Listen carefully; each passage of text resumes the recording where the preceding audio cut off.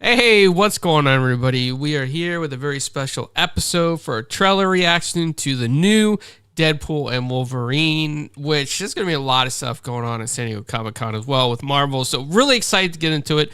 On today's panel, we have below me, we have Paris, aka Lucky Charms. What's up? And then above me, we have Paul, also known as Cerebral Paul in the gaming community. So hopefully you guys are seeing this live on the Vertical Shorts. We're going to do a live trailer reaction to this trailer. All right, let's go ahead and get it started. I know I turned it into a joke. The weather looks nice there. I want to use that for something important. He's definitely on the trying to redeem himself vibes. I waited a long time for this team. Yep. Okay. In my world, you're well regarded. You were an X-Man. You are an X-Man. Bro, you need to Fuck, wake up. The X-Man. Yeah. The Wolverine. He's a hero in my world. X-23. Yeah, There's There she is. X-23. you ain't shitting mine. Okay, well. All right. So just from that part of the trailer alone, there's been so many spoilers right there, I think, like Easter eggs. Right. How do you guys feel so far from what we saw? Paul, let us know. How you feeling? I'm excited for this. I mean, I really haven't been following it that closely because I wanted to be hyped for it. I didn't want to have, too much, I didn't want to overexpose myself to it. So so I waited till this trailer came out to really start watching the stuff. Aside from what we were seeing on social media from Ryan Reynolds and stuff, which has just been fun. The ride's been fun, but I'm excited. I like the way they're feeding in a little bit of everything, and they're giving you, like I said, they're not spoilers so much as Easter eggs. You're seeing I think we're going to see a whole lot of Easter eggs in this movie. And that's always fun for those of us that have been comic book fans for a long time. Oh, that's, even if it's not from the movie, those of us who've read the books are going to be going, oh, that's cool, that's cool, that's cool. That's where they got that. And to me, sometimes the hunt is fun, more than anything, aside from watching another Deadpool movie, which is always fun. And I really can't wait to see what they do with Wolverine in this kind of, this isn't a PG Wolverine. This is definitely going to be an R-rated Wolverine. Oh, yeah. Yeah, So I'm looking forward to it. With Deadpool being involved, it's definitely going to be R-rated. Yeah. Paris? For me, so far what we've seen, like prior to even this being the final trailer, they haven't really released too much. So they released a lot of the stuff, the jokey stuff and the comedy. And this one sort of turns for a serious tone, a little bit more like, okay, well, this Wolverine in this world, bro, I ain't nothing. Like, that's basically what he's saying. I'm not the Wolverine that you think I am. Like, the other Wolverine is that guy, but I'm not him. So it's so cool to sort of see how they're touching on sort of like, I don't know how he got in touch with this Wolverine, so I'm glad they didn't show that. So I'm excited to find out sort of like, out of all the Wolverines and all the multiverses, why this one, right? So that's going to be an interesting storyline of him trying to figure out why this Wolverine is really important to help him fight this battle on trying to stop whoever the supervillain is in this movie. So, and for him to get his family back. Now, if they tie it into all the other universes and all the TVA, we've seen some of that in the previous trailer. So, how he's able to travel through the multiverse. So I really am interested in that and how they connect all this stuff back together again, based off of what they've been building on in this current phase. So, for so far so good on this final trailer spot right here. Oh, yeah, absolutely. Let's go ahead and continue with the rest of the trailer, and we'll stop when we see something else. But here we go. 1 week. Alioth.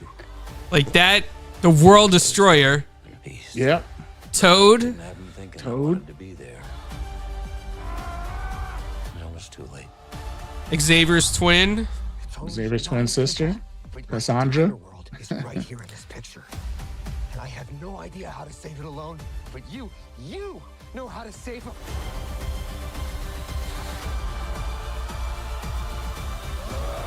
Sabretooth, right? Yep, Sabretooth. Look like it, yeah. So Yeah.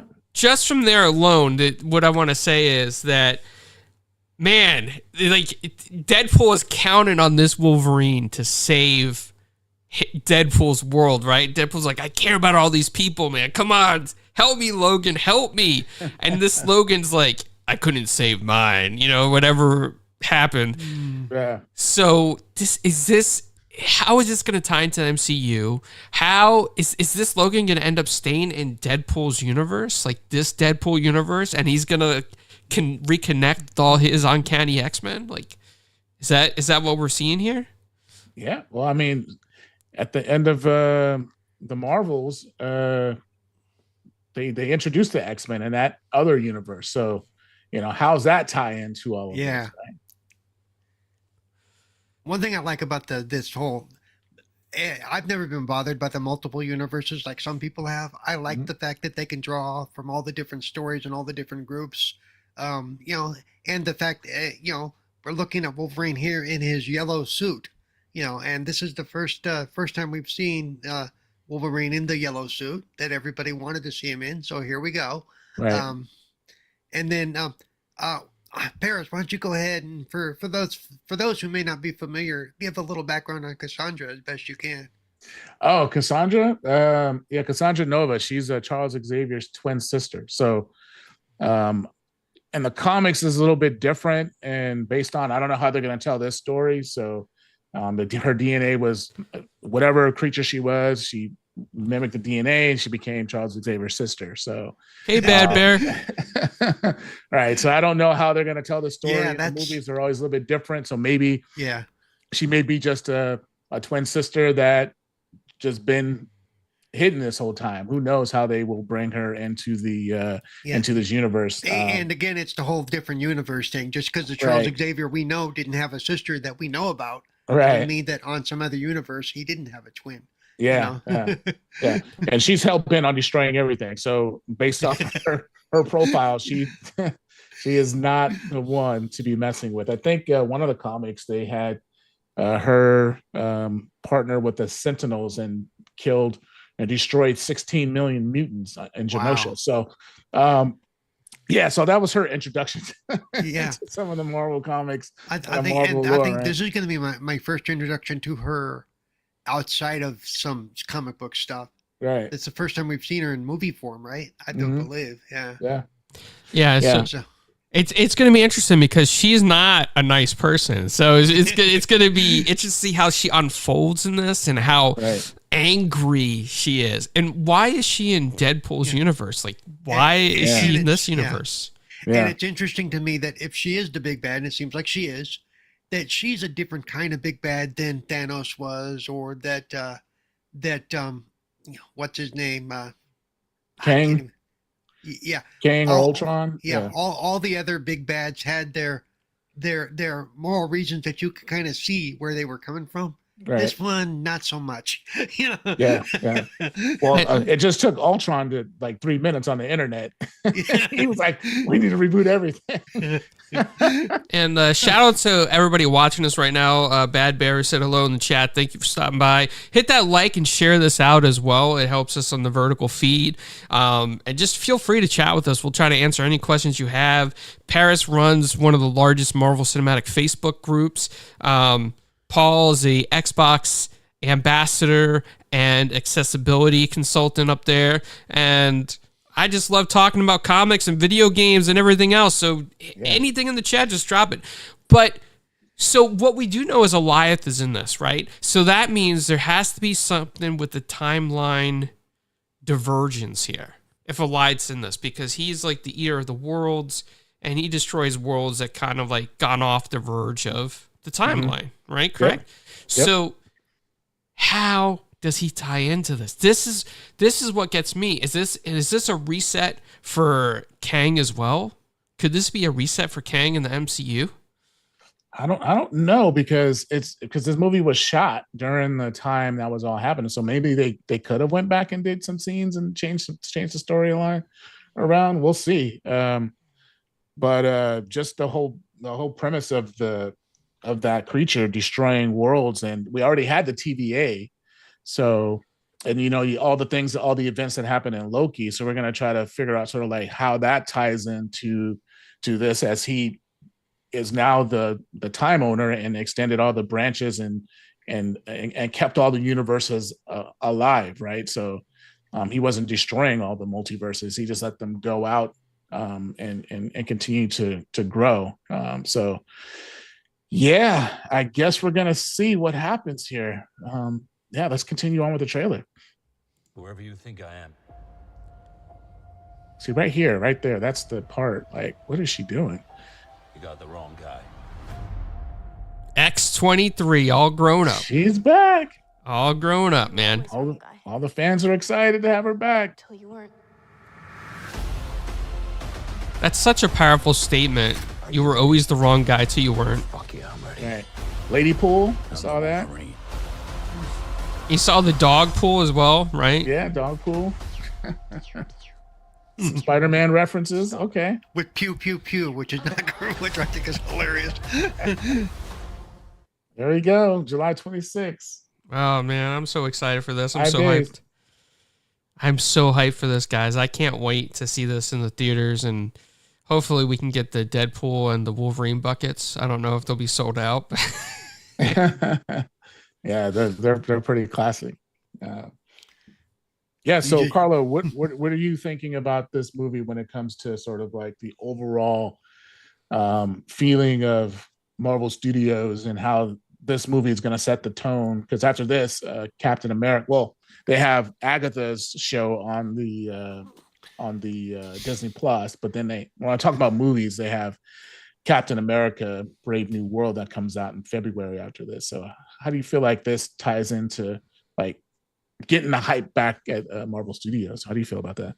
I think that this movie is bringing back a lot of fans, and maybe casual fans too, right? Just comic book fans from Deadpool or Wolverine fans, because this is a very interesting crossover. We've seen Wolverine and Deadpool in the comics multiple times, and they've always been humorous together. So making this movie, throwing the Easter eggs in there, the Rob Liefeld joke as well with just the feet, I mean, it's classic. It's classic humor.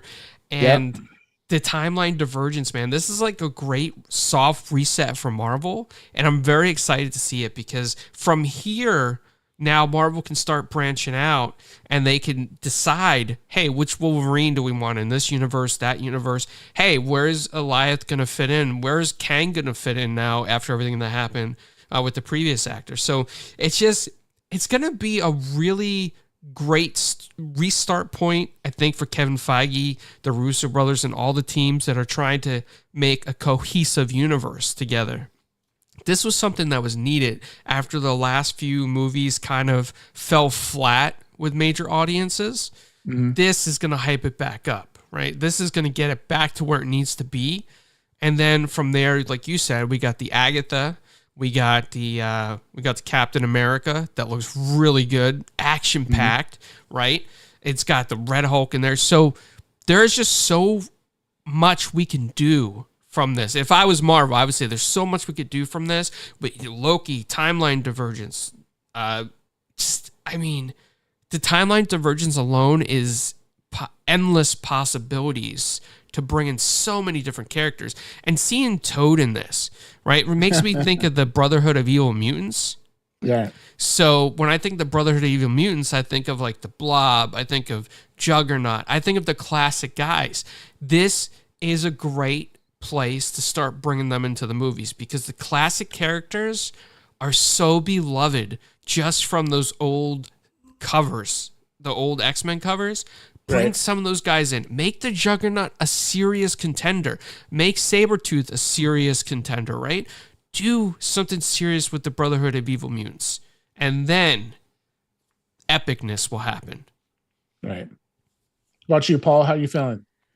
I mean, I'm excited for this, but I will say, as far as the future after this, I'm cautiously optimistic, because this could go either way, because part of the big draw of this movie is the fact that it is Ryan Reynolds as Deadpool and Hugh Jackman as Wolverine, and their chemistry together, and those two characters together. Now, and so what they choose to do after this, yes, this could be a good kicking off point, but how do you follow this up and keep that same momentum? That's going to be the hard part for them. I don't think any other two characters carry the kind of weight that these two carry as far as that goes. Mm-hmm. Plus, allowing them to go full R, basically. Does this mean from now on we're going to see more R-rated superhero stuff, which isn't a bad thing. I mean, look at what The Boys does on Amazon.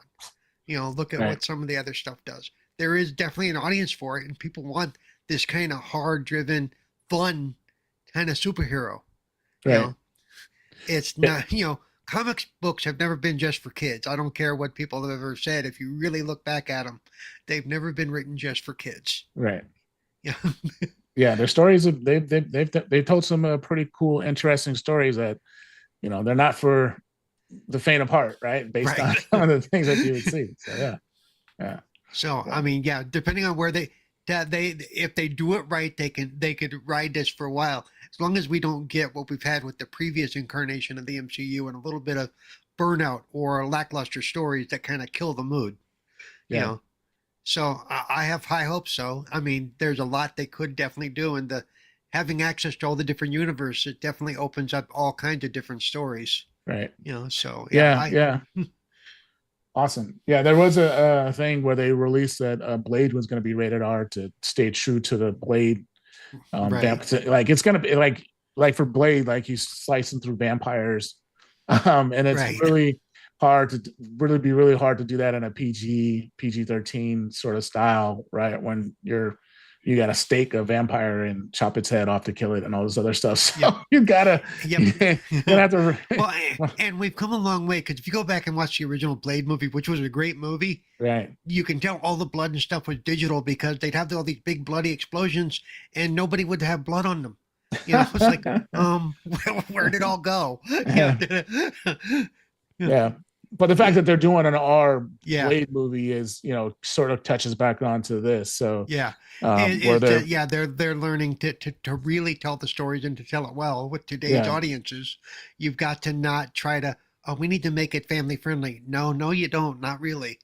I wouldn't say you don't have to make it friendly. No. I would more say that it's more like they can expand it a little bit without having to adhere to certain age groups. Like they can cater the audiences. They can sort of split it up. They can also do like family friendly superheroes. Like if they decide to go back and do the Young Avengers, they sort of can keep that tone for the younger kids and stuff like that. So they can scale it. And they have one of the things with Marvel Studios and Marvel, they have a roster. They have a roster of heroes and villains and all sorts of things that they can pull from. And, the same thing what they did with Guardians of the Galaxy, like no one really knew who they were. They're like, who are these people? Like what group is this? So they were able to take that group and build something cool and do really good movies with that entire cast of characters that grew on people without it having to be sort of like a hardcore-ish thing. So there's opportunities there, but I like the fact where they can do Blade, and if they do Man-Thing, and from what was the movie in October? I'm forgetting the movie. Well, it's not a movie. It was on Disney Plus. It was on Halloween. Werewolf by Night. Werewolf by Night, which was really cool. Yeah. So you bring that sort of that dark universe in and create sort of that with Blade and Werewolf by Night. And you notice what all of those, like Werewolf by Night did it, and this one looks like it's going to do. They also play into a little bit of it's more natural. It's not always super serious. There's these cute little moments that kind of make you giggle and laugh. Right. So it feels like they're more real as far as the character development goes. That they say smart ass things, or they say really stupid things, and you kind of go, "Wow, okay," because it makes them more human. I've never been a big fan of the straight, solid, dramatic superhero thing, because they're still going to be people. They're still going to mouth off to each other or whatever. So, right. And to me, that's what makes it work for me. And I've noticed in some of the stuff for this movie, it really looks like they've made it self-aware as far as they kind of, I think it looks like from some of the stuff I've seen, they're going to be breaking the fourth wall periodically. Maybe not directly, but making statements and stuff to each other that let you know that they know that they're kind of telling a story. Right. You know, which to me is cool. You know, you can't do it with all the superhero movies, but for this one, Yeah, you Deadpool can get has away always with done it, that. right. Remember Deadpool from frame one of the first movie? He Right. always did that. He looked into the camera, said something directed at the audience. Yep. Yeah. Yeah. Well, I mean, you saw the 20th Century Fox sign in the ground. Oh like, yeah, well, yeah. Yeah. that same Carlo.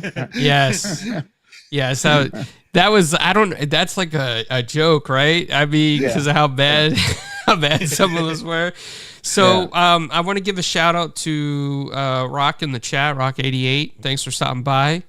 And as well to Munda de La Bahina Gamer. Thank you for subscribing, man. I appreciate that.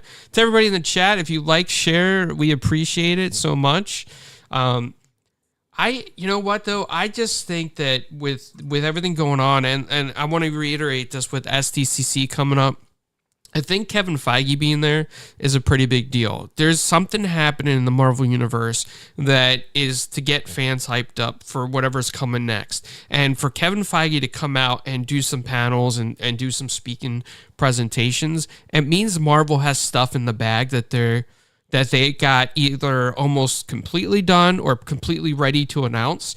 And that is just going to get us more hyped for what's coming down the pipeline. And keep in mind, it doesn't have to necessarily be like major theater releases. It could also, some stuff could be on Disney Plus that tie in as well. I mean, it's the What If series has been a fantastic series. Werewolf by Night, like you mentioned earlier, Paris, was another amazing feat that they did as well. Right. Yeah, because like even though they might have had some setbacks in the movies, like the big blockbuster movies, like Marvels, Eternals, and stuff like that, even though they didn't deliver huge box office results, they still had some really good stuff on Disney Plus. I actually liked the Eternals. I actually thought the Eternals was a decent movie. Yeah. Yeah. Well, I'm just saying, like the blockbuster. Yeah. A billion. Like Marvel Studios is. Unfortunately, they got hit with the label that they got to make $800+ million to be considered successful, right? Right. But and it's because they've been averaging like $1 billion here, $1 billion there, $2 billion, per movie. So, which is great, but sometimes, and one of the things that for me is like you don't give like studios an opportunity to sort of experiment with things and try to see if they can generate that same sort of thing. And maybe that was what they were doing. They were trying to tell different stories, and which they did. And just didn't connect. The Eternals and stuff do feed into the MCU, but that movie was kind of a setup for a lot of stuff. I mean, look at the ending scene with Blade. Basically, Yeah. So I mean, but people don't. I guess if they're not really into the lore, they don't catch that. Yeah. I guess. Yeah. So Yeah, people go watch the movies, and then a lot of people go watch them 2 or 3 times.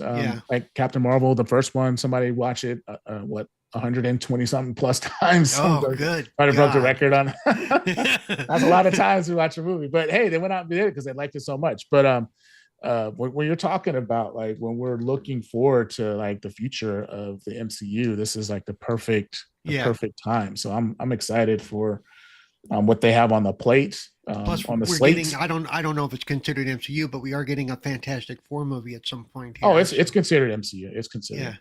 Yeah. It's going to be tied all in. Yeah. So Fantastic Four they announced. So hopefully at San Diego Comic-Con when we're there here this Friday, they maybe this because Wednesday. I'm sorry, this because Wednesday. Kevin's going to be there, you'll get some.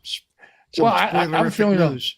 Hopefully because he's been making the press tours. I don't know if people have been catching. Go look him up on Twitter. Look up on some of the articles that are out there. He's been doing interviews, a lot more interviews than he's done lately, and he's been out there. There was a interview that he did with a few people where they came in and asked him some questions. So that was cool. So it's good to see sort of he's back outside, and which leads me to believe that they got something coming, and hopefully San Diego Comic-Con, when we're there, is the coming out. We get the full sort of. And San Diego Comic-Con is one of the shows where they tend to do that too, where they bring out the hey, surprise!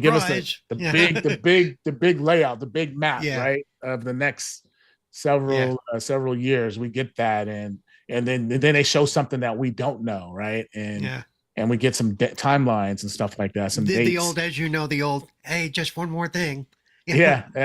That's one more thing, right? And they announce some new characters, and they bring those people out on stage, right? That's always been sort of their mantra that brought fans into this, is like, oh yeah, okay, yeah, this is gonna be great. So and you're right. After the last few movies, they need I know they're trying to drive the hype back up.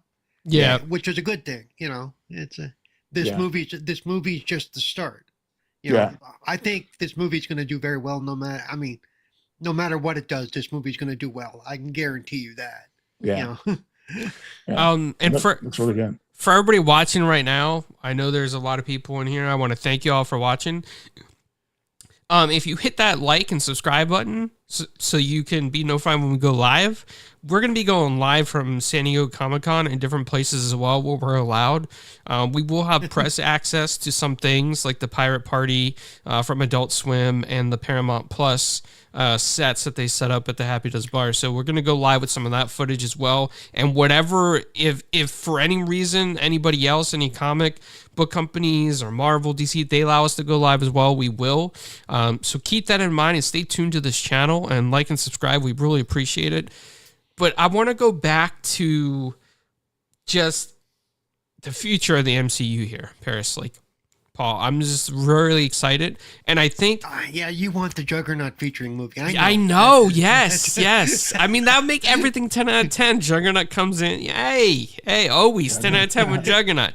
But I do think that maybe, right? I mean, I think Psylocke's gonna be in the Brave New World somehow, a cameo appearance. I already talked to Paris about this, but I think that the fatigue that we saw, I think, came from the Marvels and Ant-Man, and I think the casual market just wasn't a fan of those characters, and that's okay.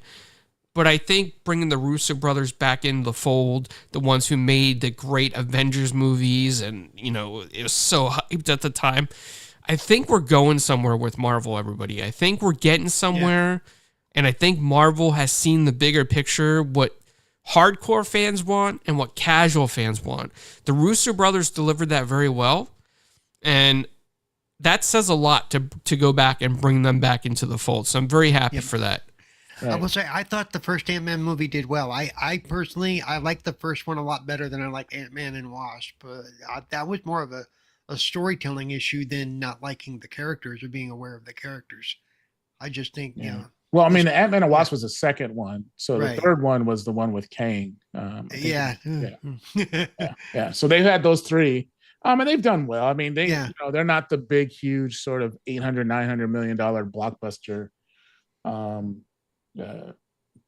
audience pulling character, right? So he's an interesting character. Like, he's got sort of his thing, and they created solo movies which did work, and he was an important part of the Avengers and Endgame and all that other stuff. So Civil War, he was in that. So I think if they continue to do that and they sort of focus on sort of like their main characters, that goes back to what I was saying about how the stories they tell after this are going to be important. Fantastic Four, right? And that leads us to, like, what are we going to do with the X-Men? When are the X-Men coming to the MCU? And are they going to be in this universe? Like, do we have right the main 616 universe that we have, where Brave New World and all that stuff is in, right?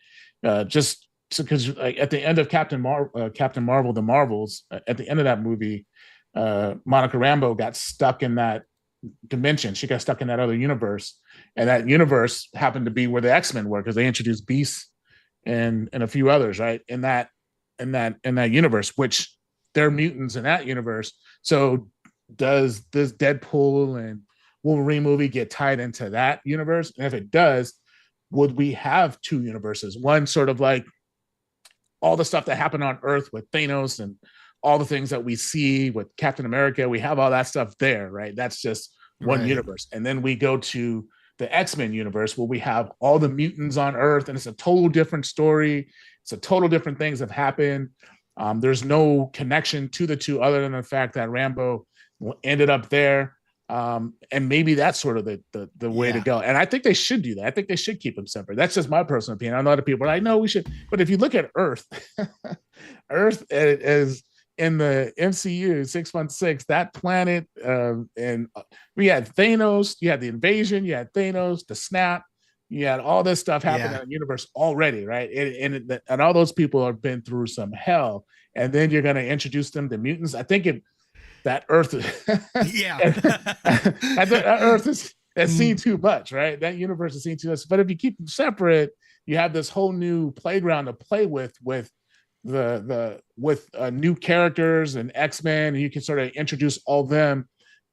Maybe even do a solo Cyclops movie. After X-Men 97, Cyclops was the star of the show, and they can sort of build on that. Wait a minute, you mean the Juggernaut was it? Come on. But that's what I'm saying, but you can have Juggernaut in one of these movies, right? And it doesn't have to be sort of like in the Earth that we see. We have Juggernaut can stand out as the supervillain by himself without worrying about like the Hulk or something like that. Oh, look at the Hulk to stop him, right? I think in the way that's got to work too is the fandom has to wrap their head around the fact that Charles Xavier is not always going to be able to be played by Patrick Stewart. The man is pushing 90. Okay, so we're gonna have to bring somebody else in. And yes, Hugh Jackman came back to play Wolverine here, but he's not gonna be able to play Wolverine forever. So that's why I'm saying if you keep that separate universe and you create another Wolverine in that universe, you can sort of bring him in that way. Hey, that's the Wolverine over there, but this is the Wolverine. This is the Wolverine here, an X-Men thing, right? To go back and tell the stories from before, basically. Right. So you got a whole new universe. Like I said, you got a whole new playground to play with the. And then you can do the Juggernauts and the Psylocks and all those characters. I mean, they already kind of introduced that with Spider-Man when they had all three Spider-Men up there on the screen, Right.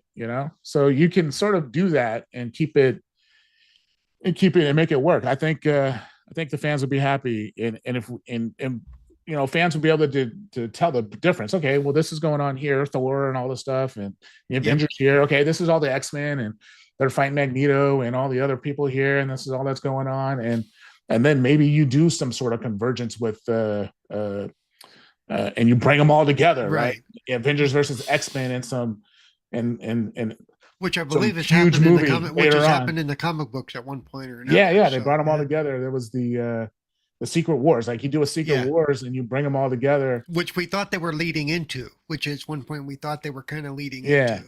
Yeah. But I think they should hold on Secret Wars until after they get this X-Men sort of universe built up. And they tell those stories. We get like an X-Men. We don't need to get a whole bunch of individual solo movies of them all young. No, right? we don't need to have their origins reintroduced from the scratch. Right, right.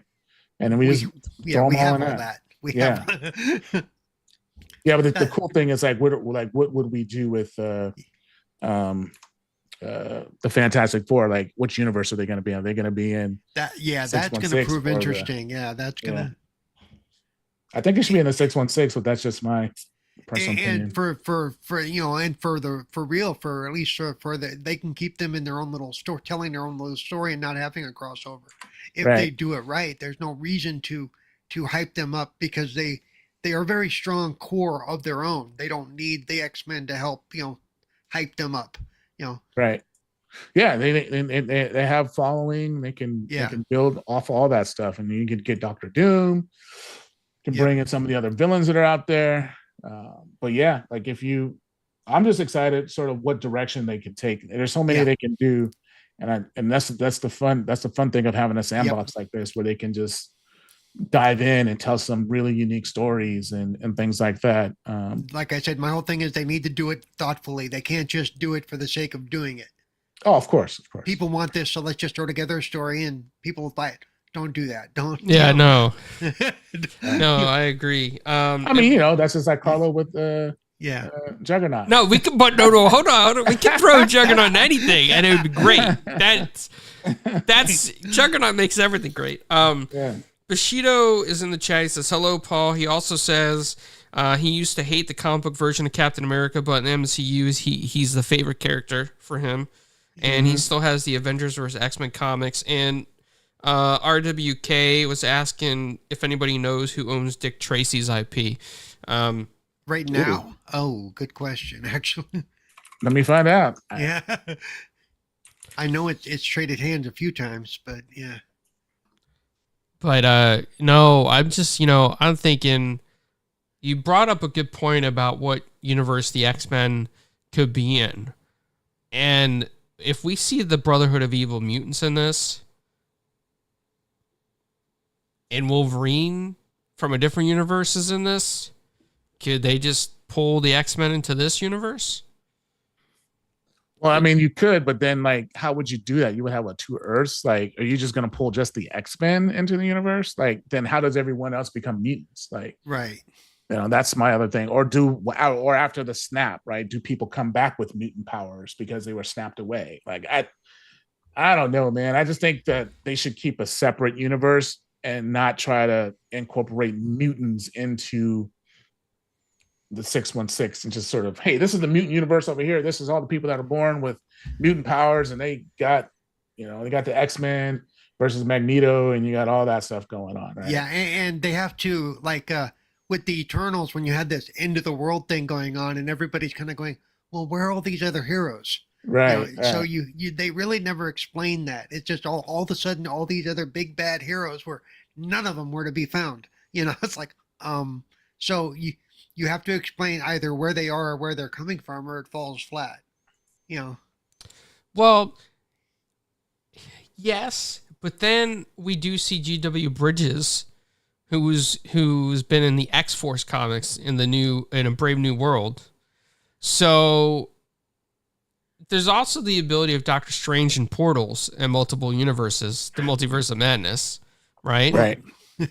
So I don't know. I mean, portals could come into Deadpool's there are universe, ways, but they need to explain it. And once okay, you brought them in, but why? And do they leave immediately afterwards? Or are they going to stay?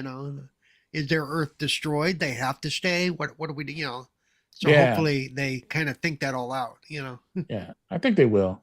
I think we're going to get like the whole thing is Hugh Jackman's Wolverine going to stay in this given universe? Yeah. With Deadpool after this, he really has no reason to go home though. Yeah. Let me answer that question about Dick Tracy's IP. It looks like they've been passed between Disney and Tribune Media Services. Apparently, Warren Beatty sued for them and won. So, and I don't know if they're going to be public domain or not. There's a whole bunch of weirdness that goes on with them. There's nothing that's clear that says actually who owns them. I know Warren Beatty, he was the actor that played. He sued for the rights too. In that really bad movie with Madonna. Yeah. Yeah. So I think they were supposed to figure out sort of like who owns those. But yeah, when you got IP rights that no one can agree on, and sometimes those things happen, and it's really hard to make a film for that stuff. Yeah, it's tough to make a film because everybody's going to have a piece of it, and that's one party doesn't agree. They ran into with Spider-Man for the longest time. One party doesn't Spider-Man agree. was spread all over the place. Yeah. Hey, Timmy, what's going on, man? Thanks for dropping by. And everybody, hit that like button, share it out, and follow the channel. If you haven't been following the channel, we are going to be covering San Diego Comic-Con and some stuff live while we're there. And we'll get some information that we'll release on the channel. So, yeah. Like we did the Captain America Brave New World trailer review, so go check that out.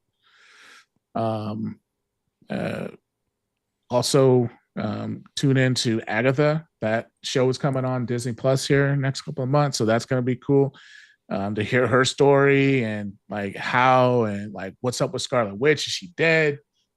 All that stuff. What's going to happen with her on that, and how does Agatha sort of regain her coven, and what does all that stuff stand like? Witches and and all that stuff stand in the MCU. Like, it's going to be interesting for sure to see. And to everybody in the chat right now, if you want to drop some questions or comments, like what do you think is going to happen in Deadpool versus Wolverine? What universe do you think is going to take place? And what universe do you think this Wolverine's from? What do you think is going to happen with the Brotherhood of Evil Mutants and Toad, do you think we're going to see Juggernaut in Brave New World? Drop those comments below and tell Paris that Juggernaut is a 10 out of 10 character. He will understand. I will understand. Well, they give Juggernaut a solo movie. Could you give Juggernaut a solo movie? You could if you told a story, right? You probably could. Yeah, if you told a story, yeah. Yeah. But he's, he found some power, and he's also Charles Xavier's brother. So they have an interesting. Charles Xavier has an interesting family tree with Cassandra. So apparently, Charles Xavier is the only one that ended up on the side of good for the entire family. Yeah. Well, I mean, with the sister, she's vicious. So in this movie, hopefully they figure out sort of we figure out what her end goal is. I don't know if you saw that she was connected to some sort of terminal. Yeah. And she was doing the string things in Loki. So does she have power over the timeline too? Of whatever timeline they're in, but Loki's supposed to be the timeline. So he's supposed to control it all. So is she interfering with the stuff that he's doing? Can she do that? If Loki unplugs from that, what happens to him? Loki was the god of mischief, so he would just he could just be letting stuff happen for fun, Nice, yeah. Yobi, that's cool. Yeah, the Marvel Unlimited is a great service. I have it. You can read comics any time of the day on your phone. I try to read a couple each day, and then at nighttime before I go to bed, I just find some random series and start reading it. So trying to complete as many series as I can on there. It's pretty cool. It's just it's interesting how you can read those comics and then how they can use those stories and tell some of those cool bits and pieces of those comics and put them on TV and film for us fans to consume. So, and there's some cool ones. I wish they would have did a Spider-Man's the Knoll series, right? And how he came to Earth and fighting all the superheroes and stuff like that. It's that story right there, Thor, all that stuff. He just was just the ultimate evildoer. And if we can ever get him into the MCU, just would be epic. Yeah. I mean, just I always thought that they kind of shorthanded the symbiote suit with Spider-Man, that story was told much better in the books than they ever kind of breezed over in the movies. Because in the comics, it was much more interesting to me to watch that develop. In the movie, they kind of went you have 3 minutes to explain the story, and then we're off to Venom. Okay, great. Right. Off to Venom. Also, a big shout out to happy belated birthday, Yobi. Congratulations on another turn around the sun, man. It's always good. And yes, I got to agree with you right now that the Marvel Civil War arc is one of the best in the comics. It's one of my favorites. That and the Infinity Gauntlet stories. Those are my favorites. Yeah, Infinity Gauntlet is always the classic one. Secret War.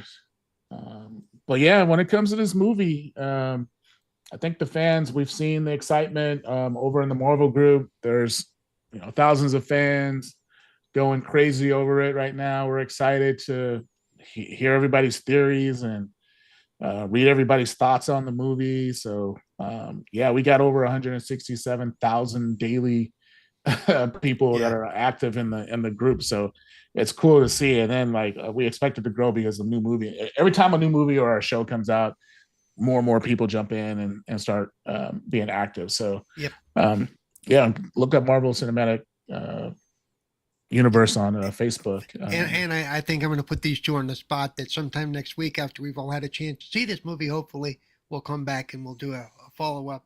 We'll do a review of the movie. Yeah. We'll have to do it so we don't.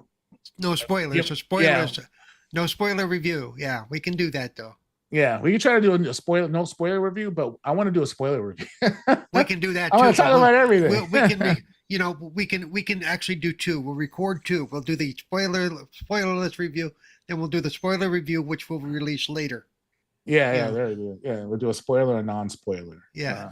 But I want to do. I mean, we'll give enough people some time to watch it. Yep. Give it a couple weeks or so. That should be enough. Because most people after that have seen it. I want to do one while it's still fresh in all our minds too. Oh well, I mean, it's gonna be fresh in my mind because I'm gonna go watch it at least 2 or 3 times.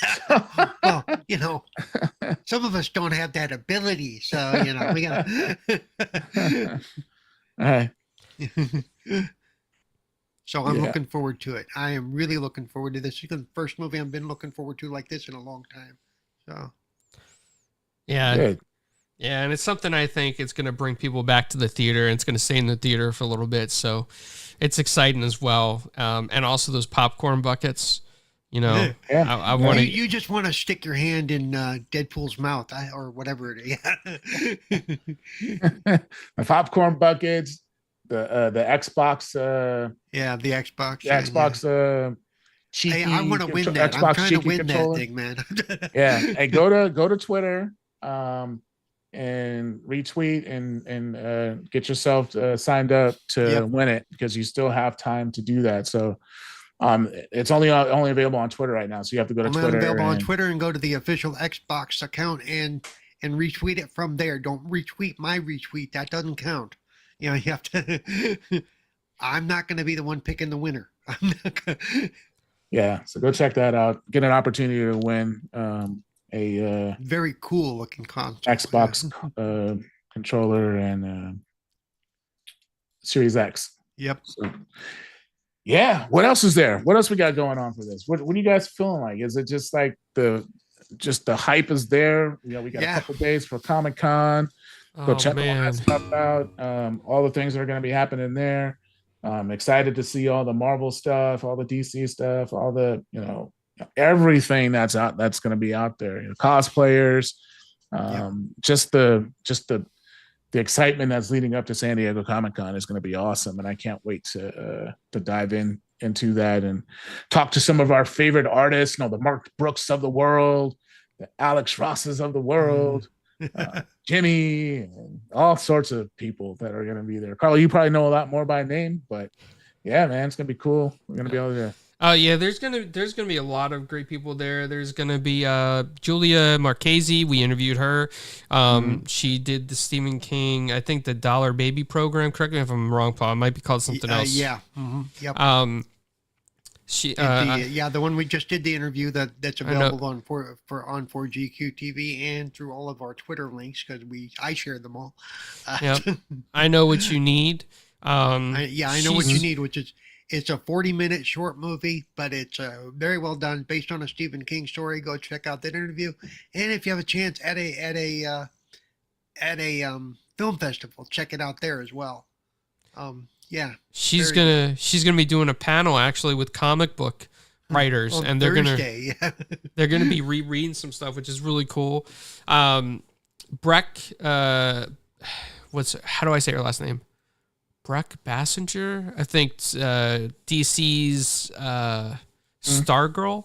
She's going to be there for a panel. Stimson Sneed, who we also interviewed last week, is going to be there. Tim Travers and the Time Traveler's Paradox. With also on Thursday night. So Paris, you got to be in like 6 places at once Thursday night. So get your cloning machine ready because you guys got a lot of places to be. They have the press review for the Latina superheroes behind the scenes. That's on the 27th. There's going to be a lot of people there for that. What else we got going on? The SAG-AFTRA panel with Ashley panel. Yeah. So make sure if you're going to be at San Diego Comic-Con, you let Paris or Carlo know, and maybe you guys can meet up and Yeah. We got the tasting pop culture.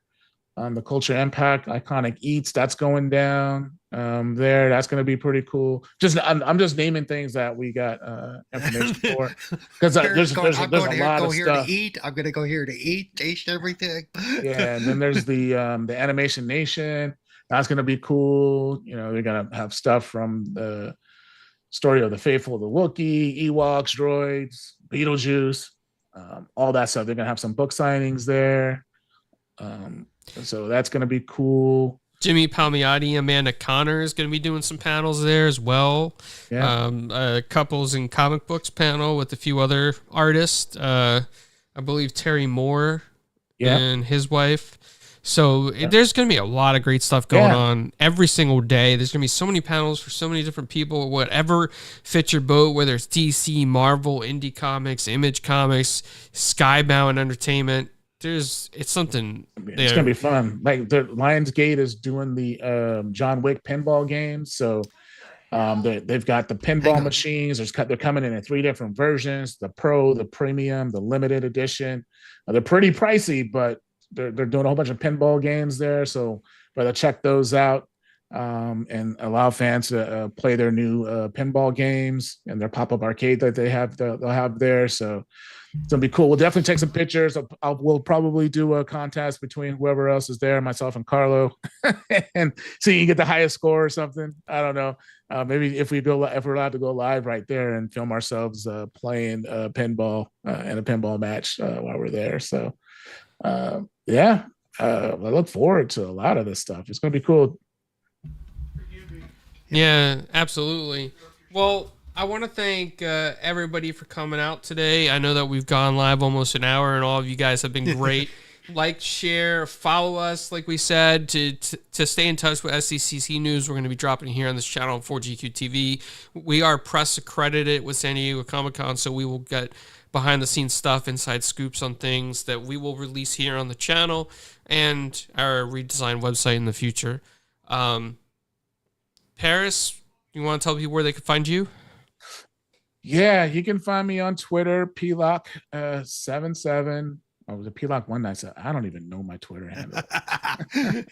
Just look me up as Paris Locker on Twitter. I think it's hold on, let me look. Hold on, let me give you the official name because I be on X, but I don't be on it that much anymore. I be on Xbox. There you go. Yeah, I be on Xbox, right? You can find me on Xbox as Locky Charms. My Twitter handle is PLock77. And if you want to talk Marvel stuff, you can go to the Facebook group. Just look at Marvel Cinematic Universe. We're the group with 500,001 members. So check us out there. 500,000 members in a group talking about Marvel stuff is pretty cool. Comics, movies, TV shows, memes, jokes, including some people that are tied into the Marvel universe directly. So yeah, we've got some of your favorite comic book artists that are in there. We have some actors and actresses in the group that have been in some of the films. So yeah, come check us out over there if you want to just jump into the Marvel lore, and that's something that I do daily and just have fun with it. So, yeah. So Yobi has a question before we exit. He says, question for the panel. If you had a choice, what villain from Marvel would you love to see a game based on? A villain game? Like us playing from a villain as a villain perspective? Yep. Oh. Huh. It's a good question. I think everybody's stumped except for me. No. I have a villain of mine, but I'm just trying to figure out like how it would work, and what the story would be for me to be playing this villain. You know what? I probably would be Thanos. There's 2. I would be Thanos and do a quest for the rings, right? Quest for the stones, for the Infinity Stones, right? So I would. Not quest for the One Ring. Not quest. No. Base the game on Thanos. Quest to retrieve the stones. Not using anyone else, but you have to be Thanos to go out and get the stones from all these different locations, all these different worlds. Maybe there's some side missions to recruit people and to help you do whatever or get money or whatever you need to do to keep the game going on. But a single player, third person. Fighting game where you're just Thanos, and then you got the glove, you got to go get the glove made, so you got to go get all that stuff, and then once you get the glove, you fight and you get the stone, you get one stone, and you use that stone to unlock the ability to get the other stone. So I think I would do Thanos and the quest for the stones, right, and turn it into a game. And you have all these different worlds. You got Earth, you got all these different places. You got to maybe do a Thanos where you got to be stealthy. Instead of like inviting your entire battle armada there and eliminating half the population that he's done in some of the other stories that you're seeing. But no, I would do that, and then have it not connected to like the Marvel Cinematic Universe movies. I would connect it to the comics and have him. The reason why he's doing it because he's courting death. So I would have that sort of storyline. Like there's a reason why he's doing it. He wants to court death, and this is my way of doing it to prove myself. My love for her is by I'm going out to get these Infinity Stones. You get all the stones, and then at the end she betrays you, and you got to fight death. And you got to beat death, and she's going to be hard, maybe like on some Elden Ring sort of hard character. Like at the end, like the last bosses of Elden Ring, like impossible to beat even with the stones, and then make it fun. So that's what I would do. Sorry for the long-winded thing, but that's how and this is just off the top of my head too. So there you go. Nice. See, and I don't know, because it's hard to do a villain-based game, because in the end the villain shouldn't win. It's it's almost like a no-win situation in my mind, because in the end, Thanos didn't get his final thing, and all that. To me, now does it have to be MCU or Marvel? Because Transformers, aren't they done by Marvel, or are they DC now? I know they've traded hands a couple of times. They're kind of like IDW. They have their own universe, the Energon universe with G.I. Joe now. Right, which is also includes G.I. Joe, and has since the animations as well. But for villains, I don't know. For me, it's be more about telling a backstory of a very interesting villain, like what's his name from the X-Men? Magneto. Magneto, yeah. I've always found his backstory very interesting. So, so to see that develop would be interesting to me. But again, how do you end the game? Because you can't have Magneto winning per se. He can win the battles, but he can never win the war, if you know what I mean. It's so yeah, I don't know. I can't put as much thought into it as Paris did at the drop of a hat. Yeah. What about you, Carlo? What's your hold on? We know what Carlo's gonna say. No, wait, hold on before we get there. Just really quick on the Magneto thing. You could tell a villain story of him sort of in his lead up to breaking up with the Charles Xavier. They break up. Charles Xavier gets paralyzed, and then now you're Magneto, and now you're wanted, so you're being chased, and you're trying to recruit. So you got to go out and recruit other villains to help you do your thing of toppling the government, right? And maybe you got to do a bunch of things to do that. And there's missions where you have to. Where everything is secure, where you don't have your powers because everything is made out of rubber. So you can't just waltz in there and use all your magnetic powers. Or maybe there's some things that are magnetic that you can find and you can carve those into weapons and stuff like that and use those during the mission. I mean, there's ways of doing it. Yeah. And in the case of that, because there's a lot he could do. Like you said, basically it's almost like the X-Men movie where they the years past thing, where they went into the past and went into that history a little bit. How did he build up his force of quote evil mutants? Right. How did he convince them? To join the team? So there's things I think you could do. It probably would work. It'd probably be an interesting story, like if you were to pull that together and put it in a timeline where you have your powers, but you don't have the full suit that he has, and you're not construct that. You got to find pieces and artifacts around the world to build this. And if you go out into certain places, maybe Charles Xavier, you got to run from Charles Xavier because he can take over your thoughts and then bring you back, and that's sort of like how you die, or not die, but how you get arrested, right? It's because you leave your helmet off for too long. There's a time, and the anti-mutant government thing that he has to deal with through the whole thing. I mean, that's why to me he's one of the most fleshed out quote bad guys that they have in that universe. He actually has a true past and a true drive, and he's not doing it to be evil. He's doing it because he thinks he's right. And maybe there's like a sensor that you put on where you can tell where Charles Xavier is looking, right? And he's bouncing around. He's getting closer to you. I gotta put my helmet on, right? Sort of thing. try to make it hard that way, and then like if you do get caught, then Yeah, you go to because jail. you know he can't sleep with that helmet on all the time. I know, you that's what I'm saying, right? They have a game based on that where you're running around trying to do bad things, and but you're not, because Magneto was never like 100% evil. He No, just that's what I'm saying. Yeah, he was always like almost like an anti-hero type of, Yeah. he wasn't good, he wasn't evil. He was just trying to do what he thought he was best to Right. protect mutant kind.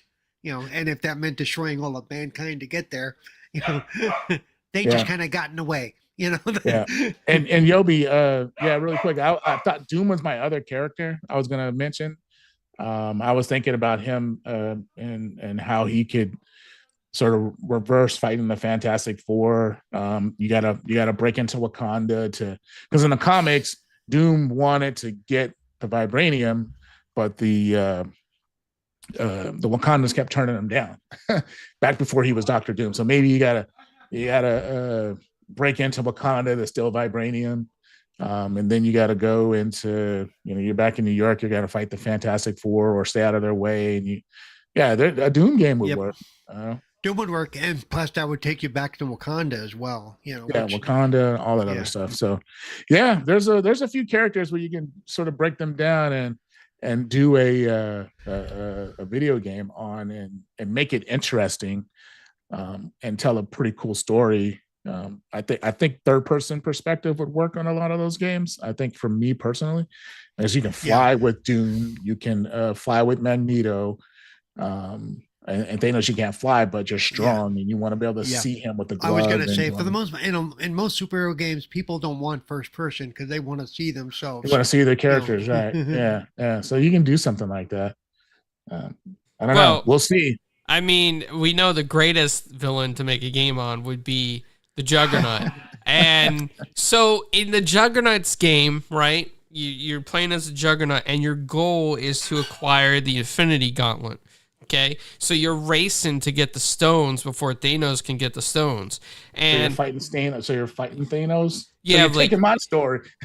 So you're going, at different levels or across the universe, whatever. You're trying to fight people that are around Thanos that are helping him get the Infinity Stones. And you're trying to diverge the timeline in any way possible because, the Juggernaut, he's smart enough to diverge a timeline? He's unstoppable. He's unstoppable, He just knocks out, Doctor Strange, and he's like, give me the portal, and it goes from there. And then... So you're putting Juggernaut up there with the smartest characters in the universe. Yes. Daredevil wouldn't even see him coming, you know what I mean? So he's a savant, Paris. Apparently he's a savant, okay? So towards the end of the game, like one of the final boss fights will be between him and Thanos. But the interesting part is Juggernaut would have acquired the Infinity Stones from divergent timelines. He would steal a stone from different timelines. So he's just bouncing around, gets the stones. Thanos has the stones, and the fight would be between Thanos and Juggernaut, and they both have an Infinity Gauntlet. Yeah, I could see you telling that story. I could say, okay, so for example, you partner up with Doctor Strange. I don't know how that comes to fruition, but Doctor Strange opens up all these portals for you. He's your person that puts you in all these areas, and he tells you to wear a helmet because Charles Xavier's out there and he'll take control of you, and that's how you die. But then you got to go to all these worlds that Doctor Strange is putting you in, and you got to do a bunch of stuff for him. And you got to go get the gauntlet, and to do so, you got to fight even other Juggernauts, right? So that would be cool. Yeah. But Juggernaut could not do it on his own. He's not that smart. He's not the brains of the operation. Well, because remember, there was a bad Doctor Strange. So maybe Juggernaut could get to the bad Doctor Strange somehow, right? Maybe Loki helps him get there. Gets the Doctor Strange, he's like, listen, we have a serious problem. The good guys are going to win in my universe. You need to help me stop them, And that is how the story unfolds. Okay. I could see that, but then is it compelling enough for people to go play it? I think it could be if you had the story right. But I think what I think a good Juggernaut game would just be a straight up just, hey, I'm just gonna plow through a city and just be indestructible. Like Kinda like Rampage. You gotta fight the Hulk. Kind of like Or Wreck-It something, Ralph over here, yeah. Yeah. You gotta fight the Hulk. You gotta make it from one side of the city to the other. You gotta fight all these heroes and you gotta break down all these buildings to do it.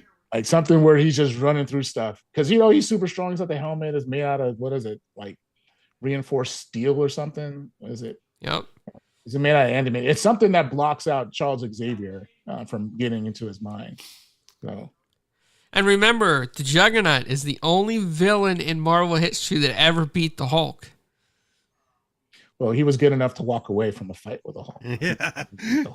He beat the Hulk in one fight. He did. Yeah, okay. I'll give you that. I'll give him that. He's strong. Like I would love to see something on Juggernaut. Like even if it's like in a movie, I think he would fit best in a movie, but on the villain side, of course. But I think he would be a really interesting, like the Juggernaut and the Blob, like just wrecking shop for villains, and the X-Men don't have an answer for those two, and they're just going crazy. I think would be a good opportunity for Juggernaut. That's a good reason for the X-Men to bring in the Avengers. Yeah, you got X-Men have to bring in the. Yeah, because I always thought the X-Men were under what? Yeah, I mean, never mind, because they do have Rogue, and then they got Jean Grey, and then if she's not sort of being Dark Phoenix. Oh, yeah, Dark Phoenix. She turns into the Phoenix, and then it's over. Not just for you, it's over for everyone, right? Well, while we're on the X-Men, I know we're gonna try to wrap up, but just really quick, I would love to see, like, if you were to pick X-Men heroes out of all the sort of what they're gonna do, and someone that hasn't had a solo movie, which one would you like to see that you think could do? That you think could do one? I think for me it would be Cyclops, and then introduce Mr. Sinister in that solo movie. I think that would be just epic. Tell a story, how his family got, a plane went down, his dad and mom were kidnapped by they're part of the Starjammers thing, and him and his brother are in those homes, and they're being experimented on, and then he's out of that, and then before he joins the X-Men, you got this whole sort of storyline of him, and then they introduce Mr. Sinister, and that's like the ultimate bad guy he has to fight, and then maybe he gets help from Charles Xavier and whoever else is part of the X-Men. But I think that would be my solo movie that I would love to see Marvel Studios sort of show that Cyclops is the leader, like set his flag, like boom, like we saw it in '97, like everybody was hyped on him, like jumped out of the plane and said, "I don't need a parachute." He uses blasters, like that was like he had some epic fighting scenes, and I think building off of that and putting them in, I know it may be a leap or stretch, but putting him like in that sort of scenario in a movie, I think would work really, really well. I think people would go see it. Yobi took my pick. I would have picked Gambit. You pick Gambit? Yeah, I think Gambit would be a great story to tell on screen. Have it sort of not universal. It's sort of like in that town of like Louisiana, that sort of flavor, down south. You've got the Everglades. You got all that stuff. You got not the Everglades, but the swamps and all that stuff. You got that sort of feel. Alligators, and maybe he's fighting the toad or something. Alligators. Gotta have the gators. Gators, you got all this like sort of, I think it would work too. A Gambit story, he's like in the casinos in Louisiana gambling, and he's winning, but then he gets caught because he knows how to he's got cards. So he's tell that sort of story of that he's being a goofy little guy who has this ability, and he's not using it to save the world. He's using it to just and then he gets brought into all this stuff because of the choices he's made, and they're like, "Hey man, you need to do something with your life." And this ain't it. Exactly. Like, hey, we need you. You're over here gambling and destroying casino boats because there's so much bigger you could be doing than this. Yeah. No, I think that would work too. A nice solo Gambit movie too. Yeah. What about you, Carlo? You know, Psylocke. Psylocke is you're on Psylocke. Yeah. Go ahead, tell it. Psylocke is such an interesting character because, you know, she's in it's like a mind trapped in the quantum, you know, and the way her story unfolds is that typically she was not supposed to be a good character, you know, so she would have an interesting arc to tell on screen about her journey, where she ended up, how she ended up with the X-Men. Will she betray the X-Men at some point and then come back to the X-Men? Because, you know, she's one of those characters that are mysterious in ways. Like she's here for a time and then she's gone again. She's here for a time and then she's gone again.